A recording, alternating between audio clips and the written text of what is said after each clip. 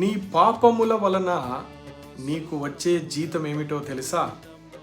నిత్య నరకము, నిత్య మరణము. ఎన్నో పాపములు చేసితివి, ఎన్నో దోషములు, అతిక్రమములు నీ జీవితములో దాచుకుంటివి.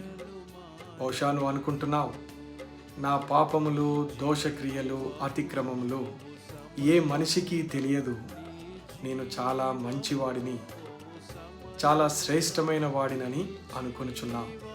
ప్రియ సహోదర, సహోదరి, నీ పాపములన్నీ నిన్ను చుట్టుకొని నిన్ను నిత్య నరకము వైపు నడిపించు. అయితే నీ పాపములను క్షమించు దేవుడు ప్రభువైన యేసుక్రీస్తు వారున్నారని నీకు జ్ఞాపకము చేయుచున్నాం.